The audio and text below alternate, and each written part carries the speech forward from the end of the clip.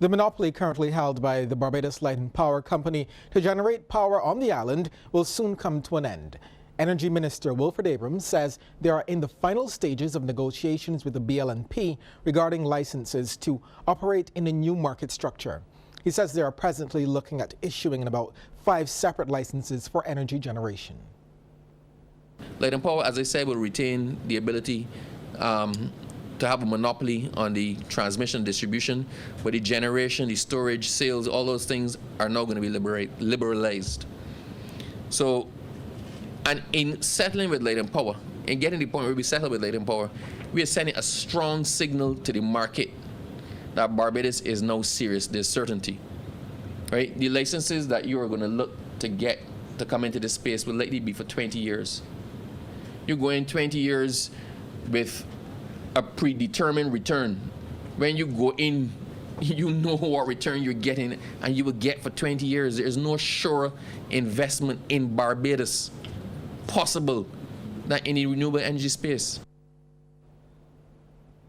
Mr. Abrams was speaking during the first general meeting of the Barbados Sustainable Energy Cooperative Society last evening. The co-op is geared towards giving the average Barbadian the chance to become a major player in the renewable energy framework. In fact, he says this is a perfect opportunity for the average Barbadian to invest in something that will give them good returns instead of lodging their money in the commercial banks.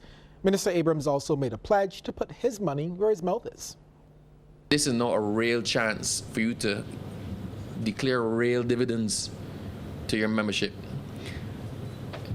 Once I clear it and get a legal opinion on it, or my PS advises me it's not insider trading, then I plan to cash out every single account I have in the commercial banks in Barbados and put into this space. I'm going to do some through the credit union. I'm going to look for investment opportunities. This is how much I believe in it. In giving the cooperative his full support, Commerce Minister Dwight Sutherland says since coming to office, 8 cooperatives have been formed under the Barbados Labour Party administration. He says in total, the financial and non-financial cooperative movement in Barbados has accumulated assets of just over $2.4 billion. He says cooperatives have proven to be an effective way for people to exercise control over their economic livelihoods and claim ownership of wealth. Your decision to come together and form a cooperative allows you the chance to claim ownership of part of the energy sector in Barbados. You've claimed your ground. It also allows you the chance to make big decisions in charting the direction for the sector, as well as to make Barbados less dependent on fossil fuel. Okay, time now to take a look at how stocks traded on selected exchanges across the region. In Jamaica, Pulse Investments Limited was the volume leader with 8,017,045 units.